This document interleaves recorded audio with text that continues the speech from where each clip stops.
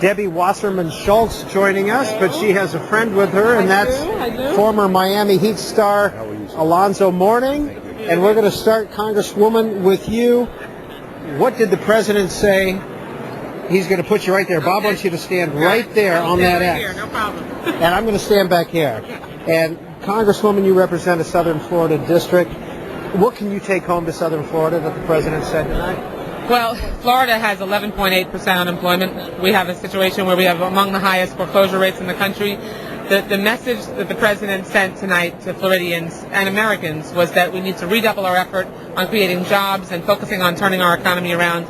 I thought his proposal to inject $30 billion into community banks that will then lend to small businesses, proposing a capital gains tax cut for small businesses, dramatically expanding our exports will all be good news to people in Florida. Exports are such an incredibly important part of our economy.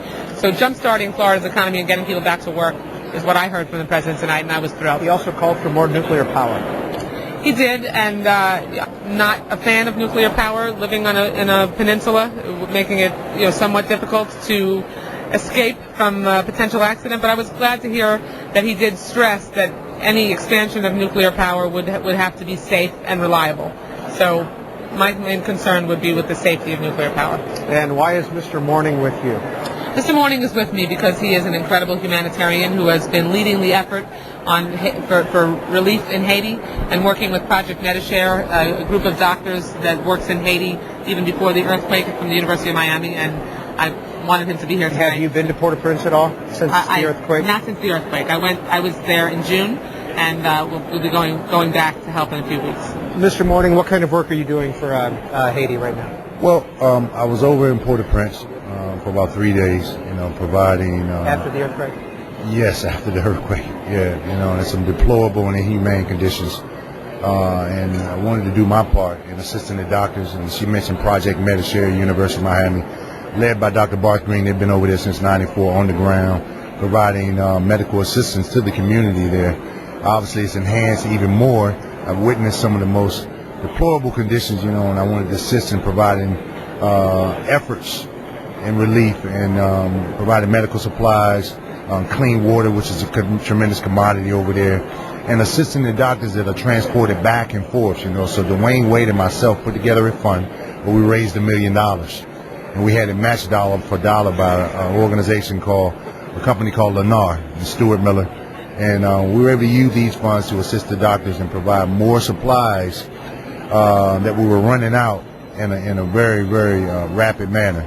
But we provided a tremendous amount of relief. We built tents to create surgical units that's also assisting the doctors, because they were felt a little hopeless, couldn't provide all the medical wherewithal for the people there on the ground. But I think the key is for us to sustain those efforts when the cameras leave. When the cameras leave, we got to continue to sustain those efforts because South Florida has the largest Haitian community outside of Haiti. It's our responsibility as Americans, all right, as South Floridians as well, to continue those efforts of providing the relief efforts. So does it help to have a Debbie Wasserman Schultz on your side, or to come definitely up here, or see the president speak and maybe have a chance to lobby the Congress? It does. It does help with that. I'm a huge advocate of what she stands for, and I know that she means well, and she wants to do everything possible to make sure that all of the individuals in South Florida, no matter what race, color, or what have you, continues to have the opportunities and continue to get the help. Haiti continues to get the help and support that they need in order to rebuild the infrastructure as well. And what's the website if people want to contribute? Well, you can go to amcharities.org and you can find out more about amcharities.org, where those dollars will go straight to Project Metashare and assist Dr. Barth Green and the doctors on the ground. And we can look to see this as a 2-year effort on the ground, continue addressing some of the needs of the amputees, providing prostheses and helping people have to live a different lifestyle, which is going to be a tremendous challenge because many of them are displaced. So we got to also provide shelter and food, the children that are suffering on the ground and what have you. So all these particular issues we do have to address, because we're dealing with human beings. Bottom line, we're dealing with human beings, and we're an hour and a half away from the United States. So it's no excuse for us not to continue the efforts in trying to help President Preval, who I met with, who is truly concerned about when the cameras do leave. Is the Congress doing enough? Is the President doing enough for Haiti? I absolutely think the President is doing, and the Congress, our United States government is doing as much as we humanly can, given the logistics there, but it's not enough. We're going to, as soon as we can continue to clear the paths, improve on the logistics, we're going to absolutely increase our efforts. I mean, there are people in the United States government that across this country working morning, noon, and night to get assistance to Haiti, and we're going to have a sustained effort to make sure that we bring Haiti back, not just to where she was before, because she was in bad shape to start with. We need to establish a quality of life in Haiti that every human being in this world deserves. And finally, just to change the subject a little bit, probably your first State of the Union in person, is that correct? It is, thanks to Congressman Schultz, I've been able to have an enjoyable experience. I was impressed by the President's speech. Obviously, he covered a lot of different bases, but at the same time, I think one of the things that hit home with me, and he kind of touched base on this, and I'm kind of going to use this line, is that, the anti-poverty formula is a world-class education.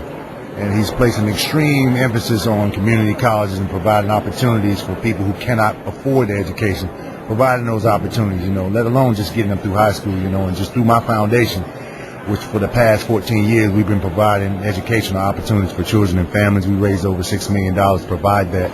And we want a youth center down in South Florida where we have a 100% graduation rate in a community that 2 out of 12 graduate, So it's something that we're proud of, but we still got so much more work to do. And again, I feel like, the only way that our society is going to be successful is we continue to provide an educational platform for young people to excel.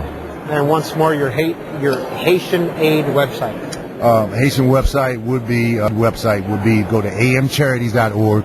You can find out about AM for Alonzo Mourning. AM Charities, amcharities.org, and you can find out about our partnership with Project Medishare and the relief fund that we've established through the Athletes Relief Fund for Haiti. Dwayne Wade and I established that relief fund, and we have solicited dollars from many of our colleagues, NFL and NBA, which we provided these particular funds to help with the supplies and relief efforts for the doctors that are on the ground, providing medical assistance to the people in Haiti.